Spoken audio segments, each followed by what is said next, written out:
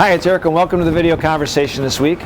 On Monday, I had the honor and privilege of having a special ceremony sending off the 13 military academy appointees to the various military academies around the country. One of the best things that I've had the opportunity to do serving in Congress. So their families were there, we gave them proper recognition. They're going to be future leaders for our country and future leaders in their institutions. Now it's time to get to the questions. We had some really good ones this week once again. The first is a phone call that came in from Meredith in Rogers, who called in asking about the growing wait lines in the airport at MSP, Minneapolis-St. Paul. Wanted to know what Congress is actually doing to help alleviate and fix the problem. Actually, it's no secret that during the last few months, we've had increasing news stories, and those that have been traveling have seen the actuality of long lines at the airport at the TSA lines. Congress did take action. The House, we just passed a bill making sure that TSA is more focused. So they're reprioritizing and assessing their staffing models, and they're moving appropriate personnel in the right direction to address the situation, to move people through quicker. We've had too many people that have been inconvenienced, as well as missed flights, unfortunately. And thankfully, we're also putting more time and attention with TSA to put as many people as possible into the TSA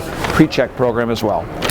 Next up is an email that we got from Chester in Corcoran, who writes in, "Dear Congressman Paulsen, I'm writing to urge you to co-sponsor the bipartisan Reach Every Mother and Child Act.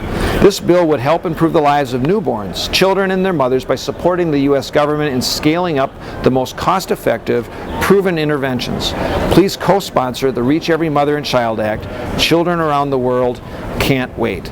Thank you, Chester."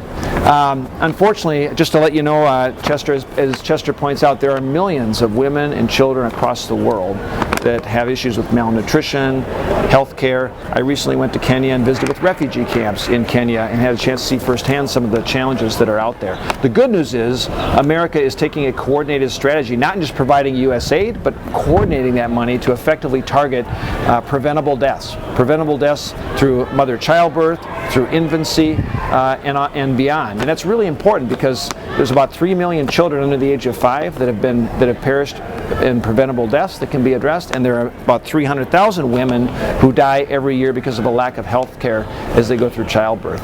And so I have signed on to this bipartisan legislation. It refocuses and recoordinates our strategy for the aid that we provide other countries to assess preventable deaths and prevent those deaths. Thanks for joining this week. If you have any questions or concerns or comments, continue to write in on a regular basis. You can get me on the website, on Facebook, on Twitter, of course, on Instagram now. But the website address is paulsen.house.gov. Have a great weekend and a great week.